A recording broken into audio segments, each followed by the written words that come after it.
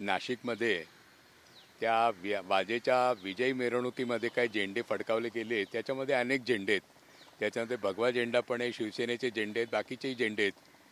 एक हिरवा झेंडा आहे, त्याच्यावरती चंद्र आणि तारा आहे. पाकिस्तानचा झेंडा अनेकांना माहिती नाही, भारतातल्या लोकांना माहिती नाही आणि भाजपच्या लोकांना अज्ञान त्यांचं भरपूर आहे, त्यांनाही माहिती नाही. जो नाशिकच्या मिरवणुकीमध्ये फिरवला गेलेला झेंडा आहे तो पाकिस्तानचा राष्ट्रध्वज नाही आहे. पाकिस्तानचा राष्ट्रध्वज आणि मुस्लिमांचा राष्ट्रध्वज वगैरे मुस्लिम धर्माचा ध्वज वेगळा असतो का? तर खरं सांगायचं तर मुस्लिम धर्माचा किंवा जगातल्या कुठल्याही धर्माचा असा ध्वज नसतो. ध्वज राष्ट्राचा असतो. आपल्याकडे आता जे काही ध्वज मिरवले जातात वेगळ्या धर्माचे, ते काही पुरातन काळापासून आहे असं नाही आहे. ध्वज हे राष्ट्राचे असतात. तर मुळामध्ये इस्लाम धर्माचा म्हणून काही वेगळा ध्वज आहे का? तर तसा अस्तित्वात नाही आहे. पाकिस्तानच्या ध्वजामध्ये चंद्र तारा हिरवा रंग पण आहे, पण एका बाजूला मोठा पट्टा पांढऱ्या रंगाचा आहे आणि तो जो नाशिकमध्ये मिरवणुकीमध्ये जो फोटो दिसतो त्याच्यामध्ये तो फोटो नाही आहे.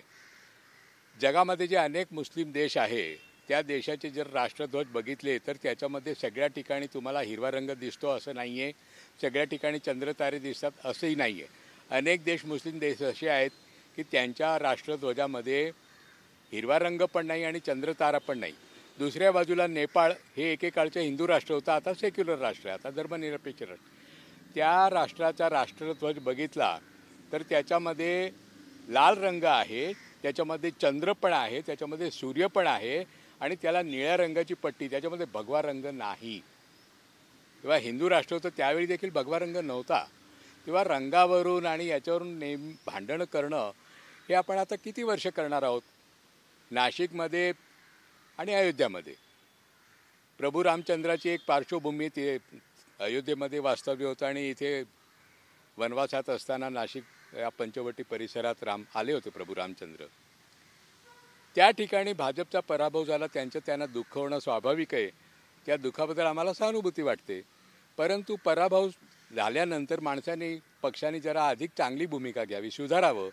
तर पुन्हा पुन्हा तोच खेळ आपण का करतो आहोत? हिंदू मुस्लिममध्ये दुही निर्माण करायची, त्यांच्यावरती आरोप करायचा पाकिस्तान आणि अमुक तमुक, त्याच्यातून आपण काय साध्य करणार आहोत? भारतातले जे मुसलमान आहे त्यांना 47 साली चॉईस होता की त्यांनी भारतात राहायचं का पाकिस्तानमध्ये जायचं.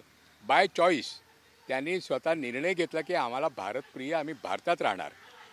आणि हे दुसरं एक लक्षात घ्या की भारतातले मुसलमान असो की कुठल्याही धर्माचे काही बाहेरून आलेले इथले भारताचे भूमिपत्र आहे.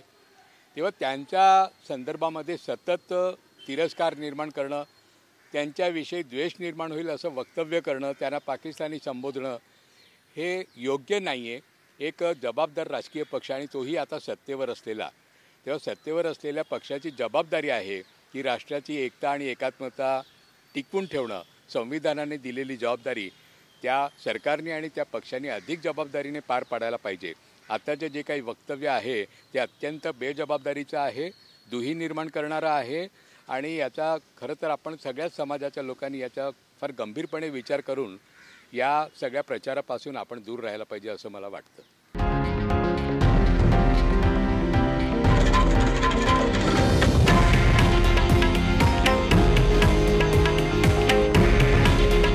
हे आहे देशातील नंबर 1 न्यूज नेटवर्क आणि आपण पाहत आहात TV9 मराठी. काळजी तुमची, हित महाराष्ट्राचं.